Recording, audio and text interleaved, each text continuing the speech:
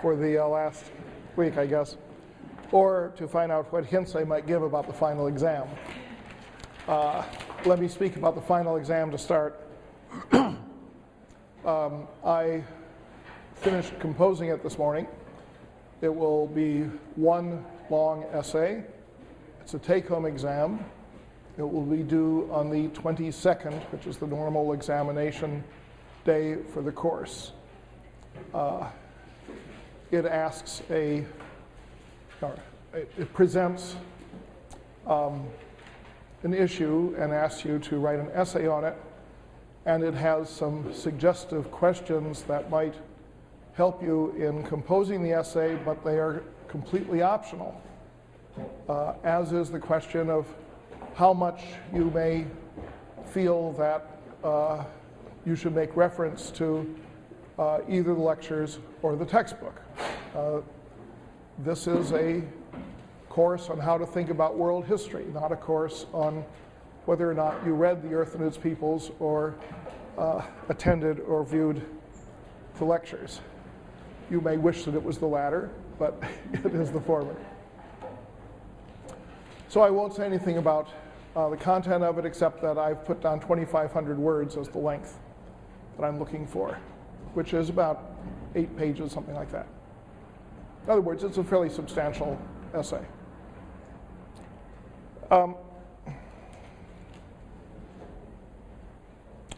Today I'm going to talk about the chapter on global maritime expansion, which I think is ingeniously entitled so that by talking about global and expansion, it allows the Mediterranean not to be discussed, because the Mediterranean is already a known maritime arena, and therefore the separation between what happens in the Mediterranean and what happens in the Indian Ocean or the Atlantic can be maintained, even though historically they were closely interrelated.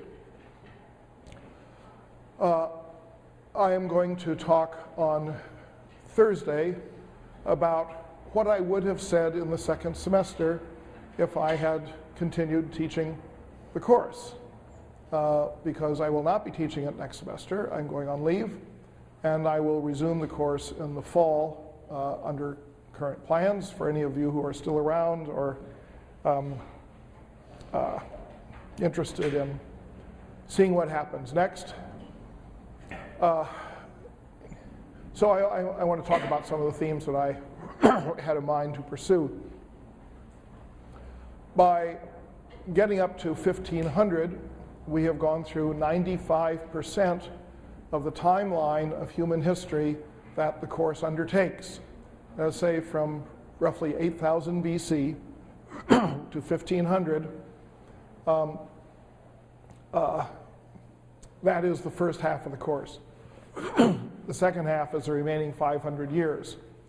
So clearly there's a vast disproportion between the first and the second semesters. The decision on where to split the course was one that we deliberated over, and you could make an argument that 1500 was an imperfect choice. If you were, for example, focusing upon economic matters, you might choose 1600 because that is when you have the formation of the joint stock companies, Dutch East India Company, the English East India Company, that more than anything shaped the destinies of the imperial maritime powers in later centuries. If you had wanted to focus on the Mongol impact, then you might have chosen 1400. So 1500 is kind of in between, but of course it also has the awkwardness that it splits, from a European point of view, the Renaissance from the Reformation. which is different from the old way of teaching Western Civ, where Renaissance and Reformation were seen as intimately related, because all of the issues that came up in the Renaissance in terms of the revival of thinking from Greco-Roman antiquity and the coming in of new tendencies from the Muslim world tended to contribute to challenging the supremacy of the church, and that supremacy, of course, is what becomes formally challenged with Martin Luther early in the 1500s. So we get a somewhat awkward split there. This particular chapter does an interesting job of trying to finesse the timeline. It is in a part of the book that ends in 1500, as I say. And that is supposed to be the end of the first semester for a course that is divided in 2 semesters. But this chapter goes to 1550. None of the other chapters in this part go to 1550, but this one goes to 1550. And that's a challenging decision. It was a decision made, I think, primarily by the primary author of this chapter. I don't recall having a general discussion of it, but when you look at the timeline for the chapter, what you find is that by 1500, there were no European maritime empires. You had had explorations, you had had voyages, but they had not yet paid off in the way that they would over the next 50 to 100 years. So that, for example, the conquest of the Aztec kingdom in Mexico, the conquest of the Incan kingdom in Peru, and the establishment of Portuguese territories, strong points in India and Southeast Asia and Africa. These are things that happened between 1500 and 1550, not by 1500. So that raises, to me, an interesting question. To what degree do the voyages conducted primarily by, under the auspices of Portuguese and Spanish rulers prior to 1500, to what degree do they constitute a topic in their own right? And to what degree are they the preamble to what comes later? No one in 1500 knew what was going to come later. Nobody knew that there was an Aztec empire full of silver or an Incan empire full of gold. Nobody knew what would transpire in the Indian Ocean, even though the Portuguese had reached the Indian Ocean. So up to that point, these were royal enterprises that were seen more as the continuation of things that had gone on in the 1400s and back into the 1300s in terms of carrying the war against the Muslims into their home territories in southern Spain and then beyond there into North Africa, where the Spaniards and the Portuguese both conducted significant military activities. People at that time knew that there was the possibility of reaching the Indian Ocean in some manner that would circumvent the Mediterranean trade routes. Wealth came from the trade in goods produced in Asia that had come across the Silk Road in some cases, but more and more had come across Indian Ocean maritime routes, reaching Europe, and by the mid-1400s being controlled by the Mamluk and the Ottoman states and by the Italian city-states that did business in Ottoman and Mamluk territory under license from those rulers. So people on the western fringe of Europe had to pay the increase in price of everything they bought of Eastern goods that came from having these various intermediaries. So the desire to have a direct route to the wealth of the Indies was one of the motivations that was clearly there in the 1400s. And yet nobody knew how it was going to pan out. Nobody knew how far it would be, how much it would cost, how much opposition would be met, because no one yet knew what was going to lie across those seas that they were very diligently and at great cost exploring. There were two theories, obviously, about how to get to the Indies. One was to sail around Africa, which is finally accomplished by Vasco da Gama in the 1480s. And the other was to sail across the what turned out to be the Atlantic Ocean, sailing westward to Asia. There was near agreement on the impossibility of the second route. Columbus, like other people that time, read accounts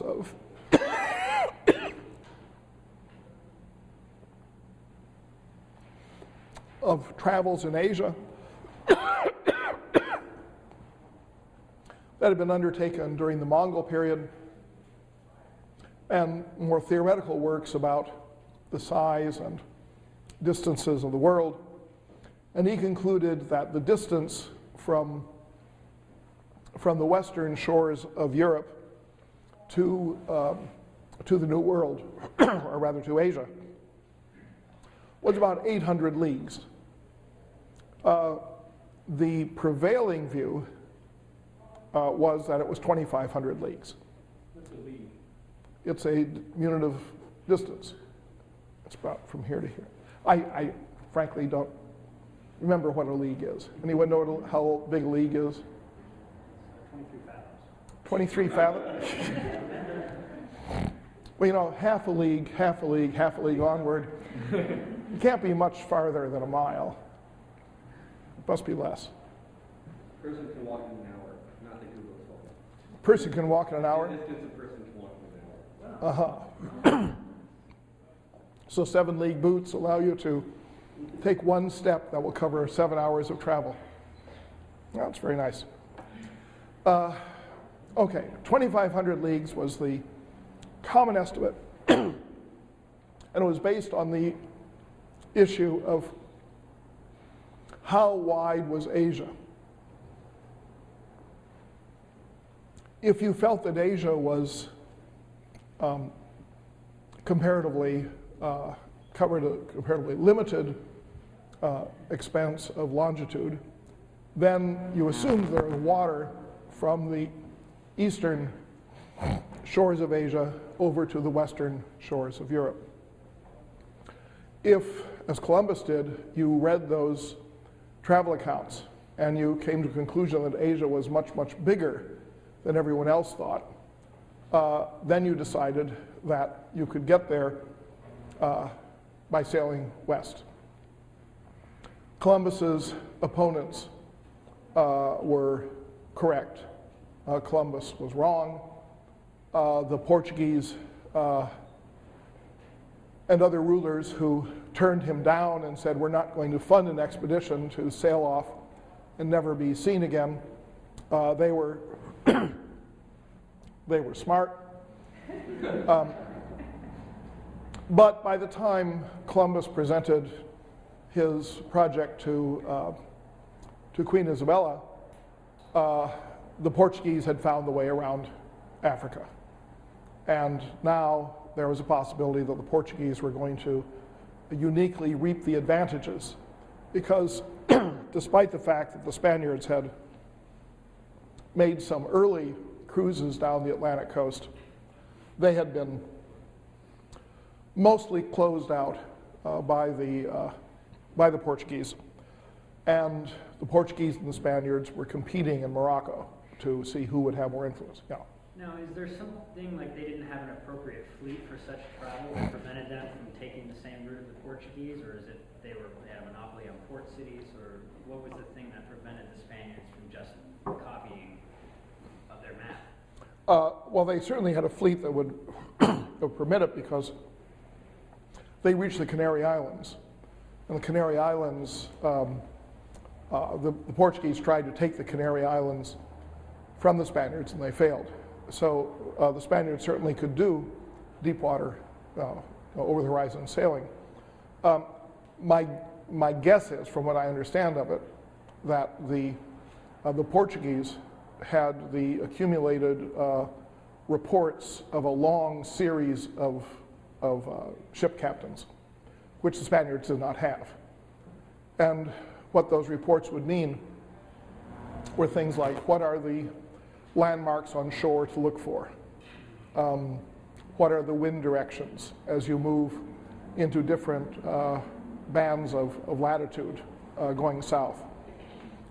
In order to clear the southern tip of Africa, how far out do you have to go into the Atlantic in order to come back with the prevailing westerlies to get around Africa?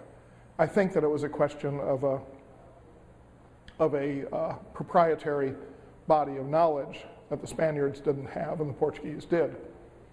And the Portuguese were certainly not going to share that sort of thing. But from a Portuguese point of view, this was the moment that Portugal had always hoped for. And it is interesting that when you look at this at this moment, Portugal tends to get, to some degree, forgotten, except by the Portuguese. The national, the equivalent for the Portuguese of Dante or the Lutheran Bible or something like that, the great monument of Portuguese literature was called Os Lusíadas, the Lusiads, and written by a poet named Luís Camões. I think Camões is the correct pronunciation of this name, but if there's someone here whose Portuguese is better than mine, I'll defer. Camões wrote this epic and published it in 1576. So it is about the heroism and the great achievements of Vasco da Gama. So it's about the period primarily before 1500, but it's written after 1500. It has, it's deliberately based on the Iliad and the Aeneid, so that even at the beginning, the Aeneid begins arma virumque cano, meaning of arms and the man I sing.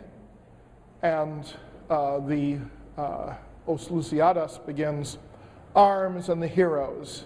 You know, it's instead of arms and the man, it's arms and the heroes.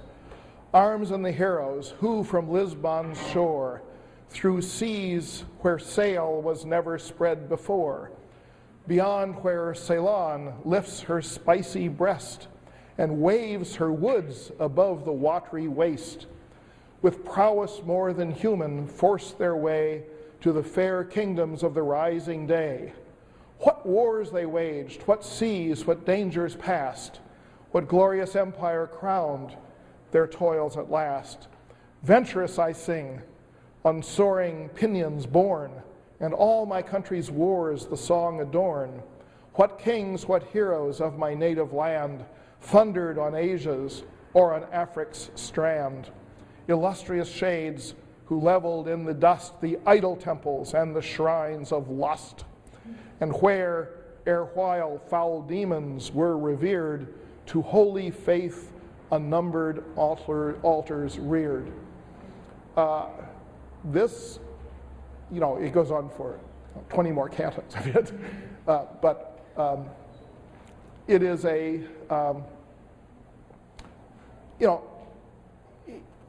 it portrays Portugal in the way that Virgil tried to portray Rome, as having achieved the most extraordinary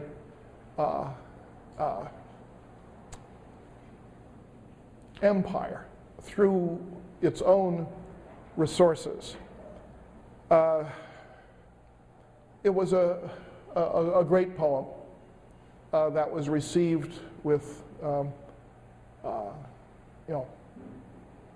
with enormous acclaim when it came out. And 4 years later, the Portuguese kingdom came to an end. Because in 1580, there was a battle in Morocco, and the Portuguese king, Sebastian, or Bastion, the Portuguese king was killed. It's the Battle of,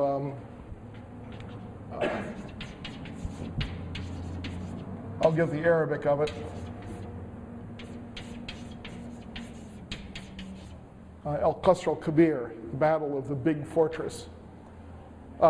It's, in Spanish and Portuguese and so forth, it has bizarre spellings that I'm not sure how they pronounced it, but Al-Qasr al-Kabir in Arabic, and it's also known as the Battle of the Three Kings, because you had two contenders for the Sultanate in Morocco, a man and his uncle. The uncle held the position. He was being challenged by the nephew, and the Portuguese supported the nephew. So King Sebastian, with his Portuguese army, went to Morocco. A significant contingent of the army was made up of English. So you had a combined Portuguese and English and Moroccan army versus a Moroccan army that was to some degree supported by the Ottomans. They fought a battle. None of the three kings survived, and Sebastian, his remains were never found. But because of the marriage alliances within the Portuguese ruling family, after some dispute and claims by various other family members, Portugal became united to the crown of Spain, and that was the end of Portugal as an independent kingdom for a very long time. So here you had an epic to an empire that disappeared just scarcely a blink after the epic was published. But it's an example of the problem you get on the chronology, because that epic could not have been written before 1500. Camões served in Macau off the coast of China. He served in India. He served in various Portuguese holdings in the Indian Ocean. What he wrote about, he knew very largely from firsthand. He also had lost an eye in battle against the Ottomans. There's an eerie parallel here because Cervantes, who's the parallel on the Spanish side, lost an arm in fighting against the Ottomans. So, world literature is greatly improved by the martial prowess of the Ottoman army. But if you cut your timeline at 1500, then it's very awkward. You finish your semester, you finish your course, and you haven't gotten to the Portuguese Empire yet, but you have made the crucial discovery. And this is, of course, a problem that you have in the degree to which you try to anticipate what is going to happen because you know what's going to happen. As a historian, you look back and say, well, I know that what's going to happen here is that the Spaniards are going to build an empire in the Americas, and the Portuguese are going to build an empire in the Indian Ocean. And if I stop at 1500, those stories are just sort of cut off. On the other hand, you can do it that way. In the UNESCO History of Humanity, which is a 7-volume monster work of history by 450 historians, their volume 4 stops in 1500. And it's strict. So when you read the section on Europe, at the very end of the section, after you've had the Crusades and this and that and the other thing, the expansion of the Ottoman Empire, you get a fairly brief section on Portuguese exploration. Then you come to the end of the volume, end of the story, no mention of what happens, except that you've had Vasco da Gama and you've had Columbus, and there you are. You're at the end of the volume. And it raises the question historians always have as to whether they should structure a narrative to look for the origins of things, to sort of lay the groundwork, as they often think of it, for what comes later. And that, of course, depends upon your judgment of what is important about that later period. In other words, if you think that the maritime empires, based on these discoveries, are the most important story that you're going to have for the next few centuries, then maybe it makes a lot of sense to include them in a chapter, even if you have to ignore the chronology. On the other hand, that is something that could be also chalked up to giving special privileges to the narratives of European history, and say it is really a European bias that wants the reader to end thinking of the greatness of Europe's achievement in these voyages of discovery. No one, for example, suggests having an ending point at the end of the voyages of Zheng He, because the Chinese story didn't go anyplace. But then if you think of it as a European phenomenon, and you think in the longer term, you say, well, the Germans never had an empire. But the Germans became the makers of European history to a substantial degree at a later point without an empire. So is it giving undue emphasis to those European powers that bordered the Atlantic as opposed to other European powers? And this is something I talked about last week, and the question of, do you separate Western Europe from Central Europe and Eastern Europe? You did not need to have a maritime empire of globe-girdling proportion in order to become a great European state. as the Germans showed, and as indeed as the Ottomans showed, and later on as the Russians showed. So is this something that arises particularly out of the particular regard that historians of Western civilization have for Western Europe? Maybe, but there's another interpretation available as well, which is that this is something that Americans like, that this is ultimately an American story, because Portugal disappears, Spain goes bankrupt, but the Americas go through an extraordinary historical development under the occupation of the Portuguese, the Spaniards, the French, the English, primarily, and to a lesser degree, others, such as the Dutch. So is this something that is essentially an American historiographical equivalent of celebrating Columbus Day? Are we, because, who in Europe would celebrate Columbus Day? The Genoese, maybe, because he was from Genoa. But, are the French going to celebrate Columbus Day? Probably not. They sold their holdings the time of Napoleon. The Germans aren't going to celebrate Columbus Day. Who's going to celebrate Columbus Day except those of us who are over here?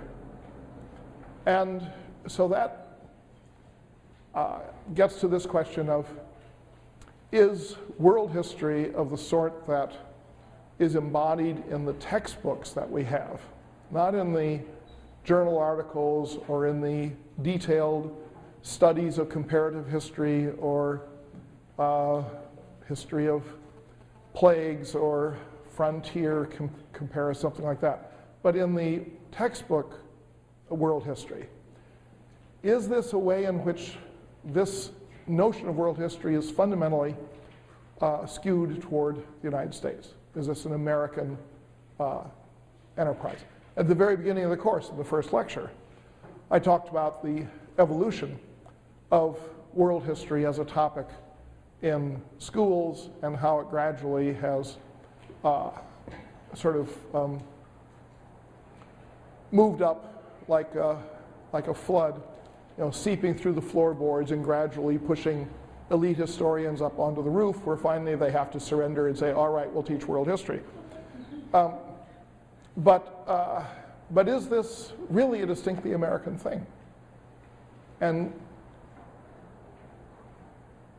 would a European, or indeed a world consortium of historians, concur that this narrative should be constructed to show the triumph of certain Europeans? Now, that's the reason I bring up the UNESCO volume, because that was precisely a project put together by a consortium of historians from all over the world, who quite evidently felt absolutely no compulsion to portray this in the grand triumphalist fashion of either the poetry of Camoens or of the Columbus Day saga, but rather simply put it in as something that happened toward the end of the 1400s, and now we'll get along onto the next volume. It isn't that special. The author of the chapter that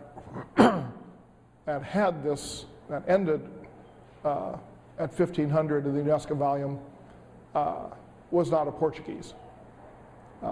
It's possible that if it had been a Portuguese author, that it would have come up somewhat differently.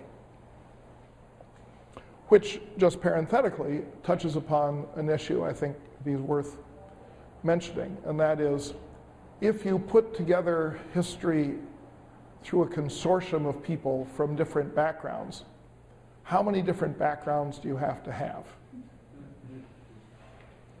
In other words, who speaks for the Sumerians? You know, who speaks for the Akkadians? Who speaks? Now you can say, okay, hey, the Iraqis do. And you look through Iraq for those wonderful historians who are masters of the history of Babylon, and, well, no, you don't find them. You do find the rebuilding of Babylon by Saddam Hussein and so forth, and a certain glorification, because it is seen as a precursor of modern glorious Iraq under Saddam. But by and large, peoples that pass away don't become part of the consortium. Now, you keep that in mind when you think, okay, the Spaniards defeat the Aztecs, so that's a saga. We'll tell that story. But the Aztecs defeat the Toltecs, and tough for the Toltecs.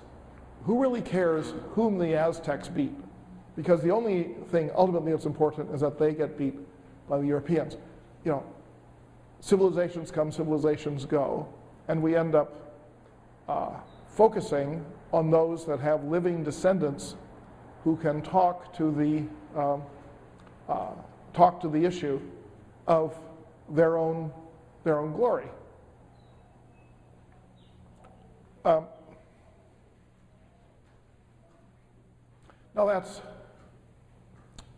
there doesn't seem to be a very easy way to get around it. You can't resurrect, people, or maybe you could have a lottery where you draw a country, sort of like a model UN, and you say, let's have a model UNESCO history, and everyone will draw a country, and they will become the advocate for that country or that tradition, and you draw your I represent the Hopewell culture of the Mississippi Valley during the pre-Columbian period. I'll fight to get extra paragraphs for it. It's very difficult to imagine how you would do that. On the other hand, if you have a consortium made up of all of the current people, then you have the problem that so many of them hate each other and want to gain advantage by making historical claims that will be contradicted by the historical claims of someone else.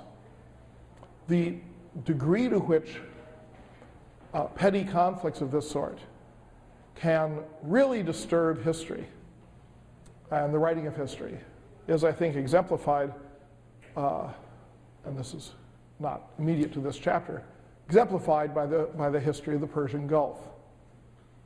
The Persian Gulf is called the Persian Gulf in Iran. On the Arab side of the Gulf, it's called the Arabian Gulf. The U.S. Government, which buys oil from the Arabian side of the Gulf, calls it the Arabian Gulf. Most people call it the Persian Gulf. Historical maps and nomenclature tend to support the Iranian claim that it's the Persian Gulf. But it's a very controversial issue. So 3-4 years ago, the encyclopedia, or the National Geographic magazine came out with an atlas in which they called it Persian Gulf, parenthesis, Arabian Gulf. And the Iranian government promptly banned National Geographic and whipped up a internet furor about this insult to the Iranian nation, indeed an insult to history, because it had always been the Persian Gulf. National Geographic said, well, we're simply following American practice. And the Iranians said, yes, but that is not history. History says it is the Persian Gulf. Now, this might not have been very consequential, except for the fact that National Geographic was sponsoring a number of archaeological expeditions in Iran, which were now being canceled. And the prospect of not being able to work in Iran, one of the most rich and productive areas for historical and archaeological, art historical research, was very disturbing to National Geographic. I only was slightly aware of this until I got a phone call from an archaeologist who worked for National Geographic saying, who can we talk to normalize things? I said, well, you should try talking to the UN ambassador for Iran. They said, well, will you come with us? So I had the fun of going downtown and first having a strategy lunch with the National Geographic people. And the head of the National Geographic said, we're simply going to hold the line. You know, we will call it Arabian Gulf and Persian Gulf equally, and that's that. I said, well, okay, then that's the end of that, because you'll get nowhere. This is a non-starter. What you need to do is to have to label it Persian Gulf with an asterisk, and then or a note, and then in the note you can say this is known by certain states as the Arabian Gulf. So we went into the meeting with the ambassador, a very pleasant man, but he was ferocious on this matter. National Geographic said, well, here is our position. And he said, yeah, well, that's not an acceptable position. That's it's not going to work. He said, but we're following, U.S. Board of Geographic Names and so forth. He said, yes, but, from our point of view, you are the gold standard in geography. Everyone follows you. And do you want to be known as an organization that follows the political whims of the U.S. government? Because we respect you so much. And indeed, my children love National Geographic.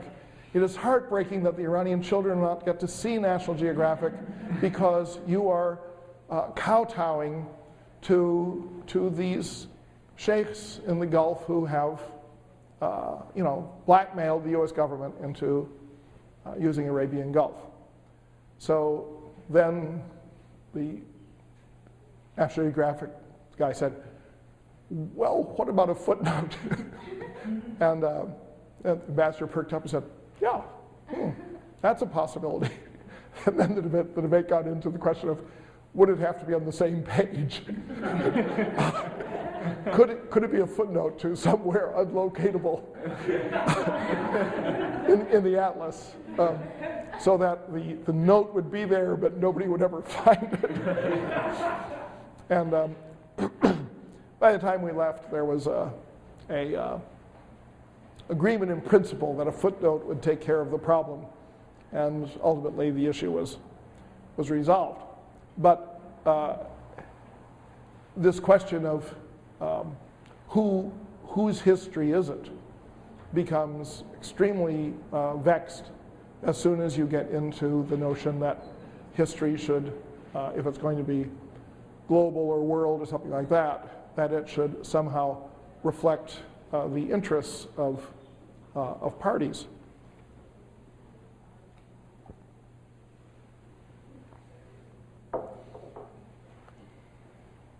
The area where this becomes perhaps the most vexed for the period of this chapter has to do, as I talked about last time, with the question of the Ottoman Empire. From the standpoint of most Europeans, including the Spaniards, and to a substantial degree including the Portuguese, the biggest threat was from the Ottoman Empire at this time. In 1492, the last Muslim kingdom in Spain, in the Iberian Peninsula, had been conquered at Granada, and the Kingdom of Castile had taken over. So the Ottomans were not an immediate presence in the Iberian Peninsula, but the Ottomans were very aggressive at that time, pushing into North Africa. And in pressing for Ottoman power in the Western Mediterranean Sea. This remains a poorly studied area, though there is an excellent book by Andrew Hess called The Forgotten Frontier that gives quite a detailed history of the dealings between the Algerians, the Moroccans, the Ottomans, the French, the Spaniards, and the Portuguese in this time period of the 15th and 16th centuries, showing that the great preoccupation was, would the Ottomans extend their power into the Western Mediterranean? And in the 16th century, you get a point where the King of Spain, who was also Holy Roman Emperor Charles V, is fighting against the Ottomans, and the King of France, Francis I, is an ally of the Ottomans, and you actually have the Ottoman fleet spending the winter in southern France, allied to, protected by the French king.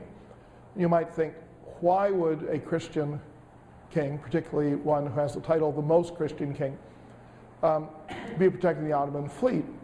But when you look at English history, you find that for a couple of hundred years, the English and the Moroccans had very close relations.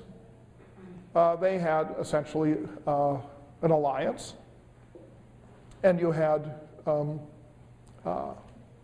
important exchanges of trade and so forth between England and Morocco. It is, I think, generally thought that,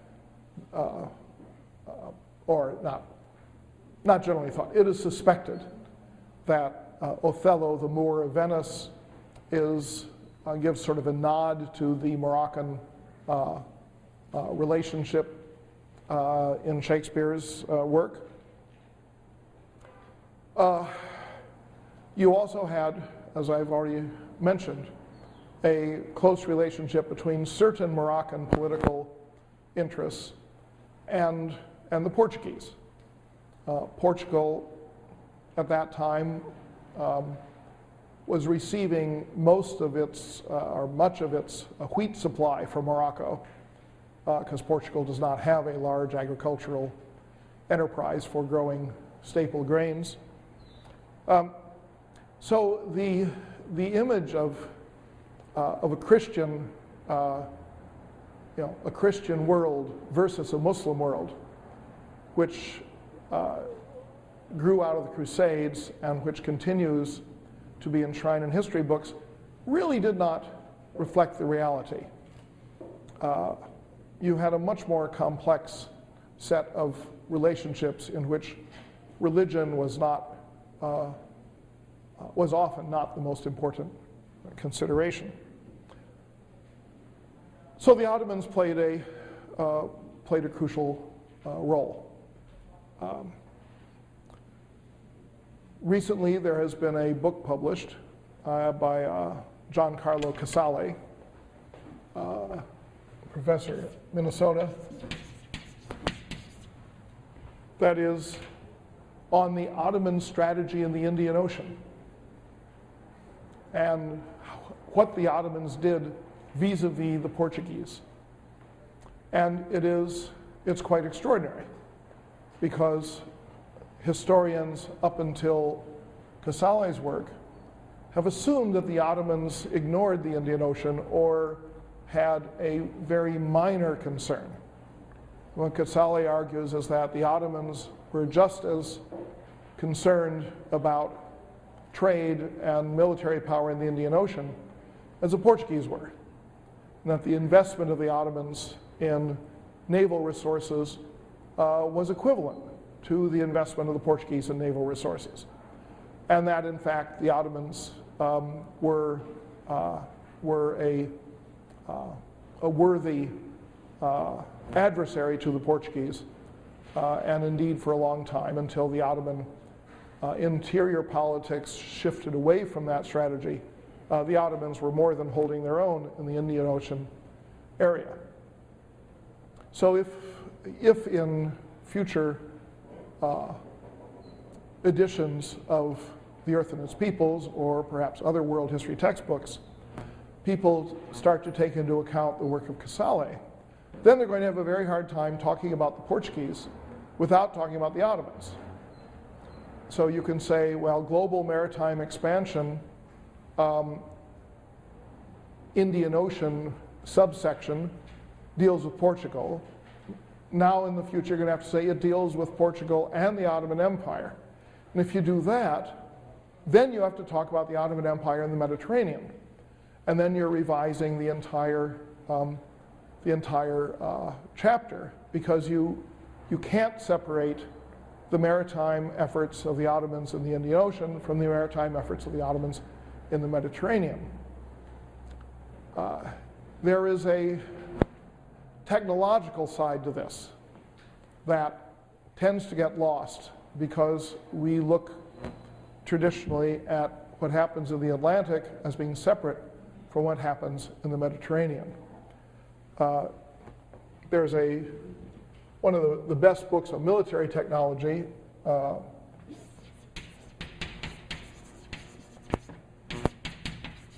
by a man named John Gilmartin. It's called Gunpowder and Galleys, and it deals with the evolution of maritime warfare in this time period. And it's a strikingly interesting analysis. Every part of it has not been agreed to by other historians, but by and large, it's held up, I think, quite well. He starts out by saying that in the early 20th century, there was a famous writer, Admiral Mahon, who wrote a theoretical book on sea power. And he said that what happens in sea power, when you look historically, is that you have a fight between two navies. You have an engagement. The two navies meet. One navy wins, the other navy loses, and then the winning navy is able to blockade the seaport of the losing navy. And by blockade, it means that they can sail back and forth outside the harbor and prevent any imports and any exports. And that by crippling the import and export trade of a country, they can bring that country to its knees. And this, of course, was something that was best exemplified during the Napoleonic Wars in the 19th century, when the British were able to blockade French ports. So Gilmartin said that is a sound theory for a certain period of time, but it doesn't go back very far. Now, the reason it doesn't go back very far was that you had a change in military technology. The assumption that Mahon made was that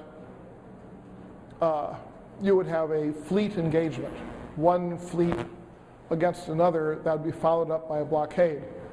But these sorts of fleet engagements were not actually very common in early times, at least not in the way that Mahon visualized them.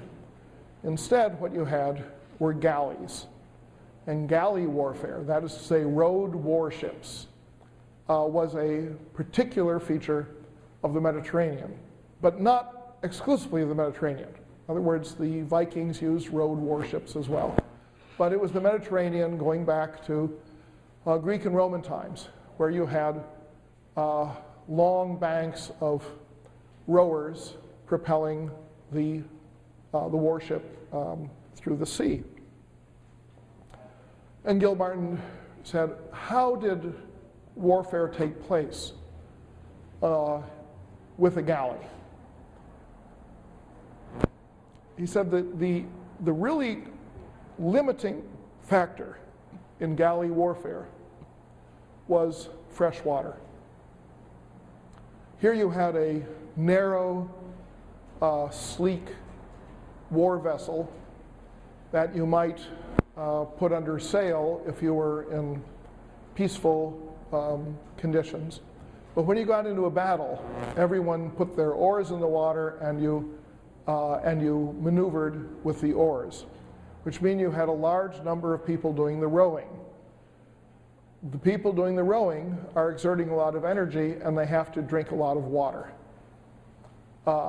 And there's a limit. Water is very heavy. There's a limit to how much water you can carry. So the problem is that a galley cannot remain at sea for a very long period of time, because it has to really go to port virtually every night in order to replenish.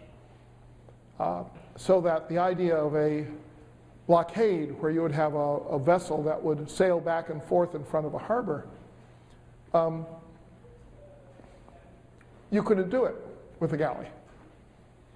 So what you would have instead, so let's say you have a harbor here, towns down here, and ships will come out of this harbor, carrying goods and receiving goods coming in.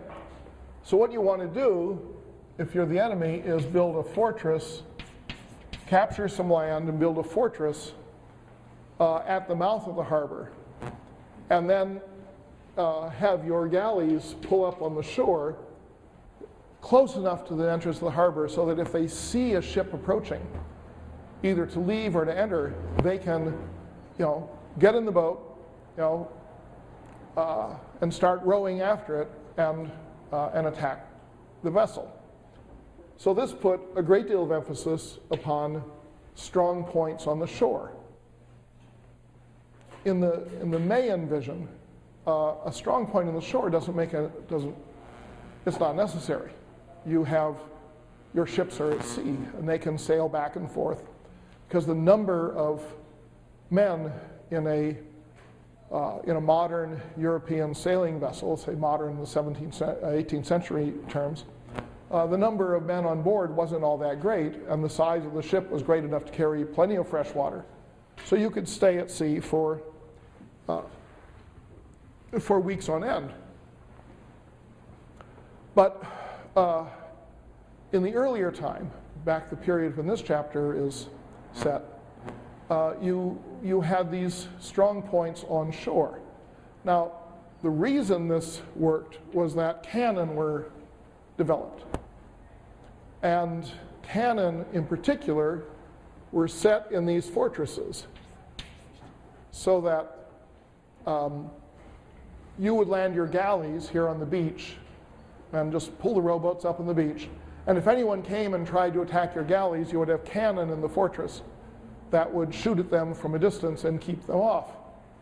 So cannon developed as fairly substantial pieces of ordnance that are placed in fortresses on shore. They may be placed by, this fortress may originally have been built by the people who hold the seaport, and the cannon may have been placed by them.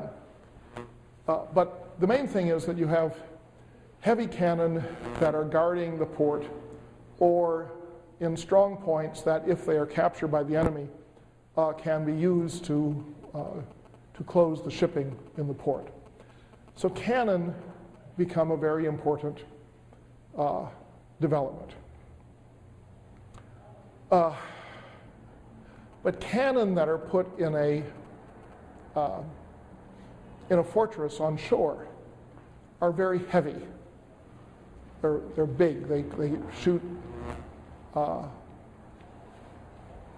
shoot cannonballs fairly long distances, and you can't easily put them in a galley, because the heavier the weapon you put in the galley, the harder you have to row.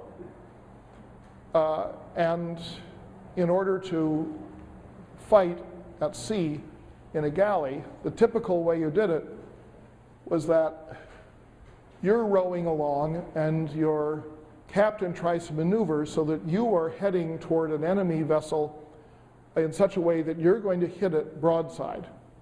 That's your beak is going to hit its side, and you have a protruding, ram essentially at the front of your galley. You're going to ram the other galley, and then when you ram, you're going to run forward and leap across. I just saw Pirates of the Caribbean over the weekend on television, so that's very exciting for me. You're going to run forward and leap across, sort of Jack Sparrow-like, and kill all of the enemies on the other side. And there were huge engagements where this would happen, where you just have thousands of men rowing like mad, trying to hit the other galley just right, and bring out a victory. Now, rowing like mad, John Gilmartin quantified that. He said, how fast is that? Because he said, you have to go at a certain speed in order to really hit the other galley with enough force to damage it so that you can board, and therefore you have to, you may row at so many strokes per minute under ordinary conditions, but then under ramming conditions, you row much, much harder, and you do a power 20 or a power 25, something like that, and you close the distance as rapidly as you can with as much force as you can. Of course, you have to have more fresh water because everyone's getting exhausted rowing at that speed. So then he said, well, wouldn't it be better to simply put a cannon on the boat and shoot at the enemy from a distance, and then row up and hit the enemy, because you've kept his head down, you've scared him, maybe you've even hit the other one with your cannon. So then he looked at the question of, if you put a cannon on a galley and you fired it, how long did it take you to reload it? Because loading a cannon from the front was a cumbersome point to do. You had to swab out the residue, you had to put in the powder, you had to put in the ball, you had to put in something to keep the ball from bouncing out. And he said, if you are rowing at top speed, if you fire from a distance and then you row, you're going to hit the other boat before you can reload, because you can't go that far at that speed. So he said the logic was that you put cannon on the boat to fire them the moment you hit. So you, at the front of the galley, you put up kind of a TV antenna that has cannons on it, shooting out in different, shooting forward, kind of an array of cannons, but they're all small, like an inch or two in diameter for the bore. And then as you charge, you row like mad, and then just as you're hitting the other boat, you touch off all of the cannon on your front array to blow away the enemy right at the point of contact. Then you go and you leap across and you occupy the other side. So he quantified this and experimented very convincingly. And he said that the upshot is that if you were fighting in the Mediterranean, it made no difference whether you were an Italian or an Ottoman or a North African or a French, whoever you were in the same sort of technological situation. There was no advantage to having a big cannon on a galley. There's a huge advantage to have big cannon in the fortresses on shore. And big cannon, you can still go and see the big cannons that people put in shore points. There are big castles in Oman, for example, at the entrance to the harbor that will have huge Portuguese cannons going back to this era. But to have a cannon in the boat, the cannons were so heavy if they were big, plus the fact that you couldn't reload it fast enough to use it tactically in an effective manner. So what he argued was that you did not have gunpowder warfare at a high level in the Mediterranean Sea because you had technological limitations that put the premium on fast rowing rather than on superior cannon. Now you might note that right down to the 19th century, when the United States gets into the Barbary Wars against the Libyans and the Tunisians, the North Africans are using galleys. Galley slaves are also being used by Christian powers. So the galley is so efficient for Mediterranean purposes, even as cannon change in character, that the galley is still the dominant war vessel down in the early 19th century. So this is not a trivial matter. But what he argues is that if you were in the Atlantic, they didn't use galleys. The waves were higher, the winds were stronger. It was a harder sea to sail in, and so you had to have higher sides, and you had to build up the ship and have it be tall rather than long and sleek. You might still have oars. As I say, the Vikings had oars and they had long, sleek ships, but they apparently liked cold water. But the Spanish and the Portuguese, and then later the English and the French, developed ships that had high sides, small numbers of crew, and big guns. Because once you had the bigger ship, or the taller ship in particular, then you could put cannon in the ship. And you didn't do ramming. What you were interested in now was firing your cannon from a distance. Gilmartin argues that it was almost impossible for one Atlantic ship to hit another. In the 1400s, 1500s, into the 1600s, that you have a cannon, it's taking a long time to load it, but you're in a boat that's tipping. There's the wind, there's, and so forth. It was very hard to hit. The idea, he gives the example in the American Revolutionary War of the Serapis and the Bonhomme Richard, who are fighting against each other side by side all day long, and neither one is able to sink the other because it's just very hard to actually use your cannon effectively. On the other hand,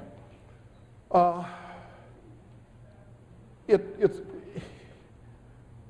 for bombarding a shore target, it's more effective.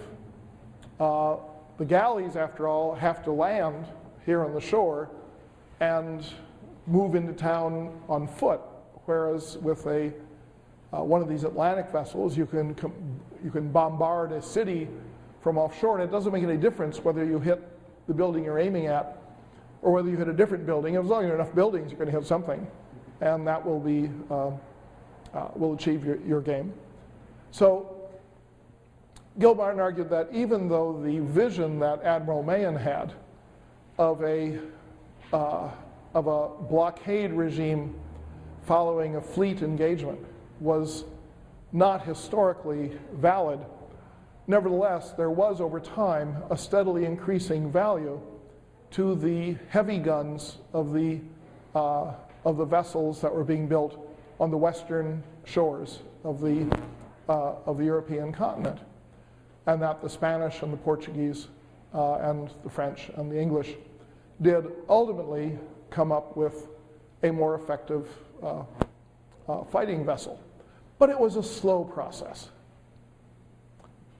It was not fast. You had hybrids between the Mediterranean and the Atlantic. It was a complex technological development, and one in which the assumption that's often made that European vessels, once they got into the Indian Ocean or into the South China Sea, were always superior to local vessels. That wasn't true. They had different tactics, and they would frequently fight in kind of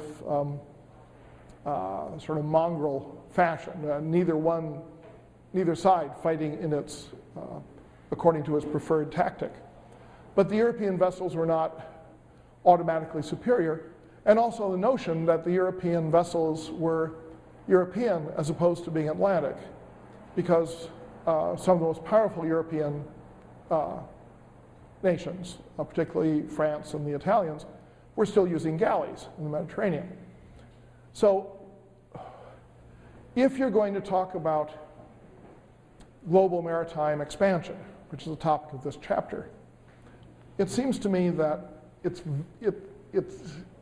difficult to do if you don't include the Mediterranean, and if you don't deal with the technological aspects of the difference and the between different types of naval warfare and the evolution of armaments.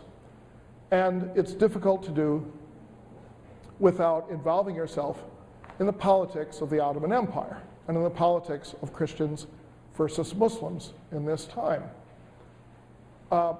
If you do it the way we have done it in The Earth and Its Peoples, you give the impression that Europe is at the beginning of a great rise, that Europe is going to become the master of the world, which it does.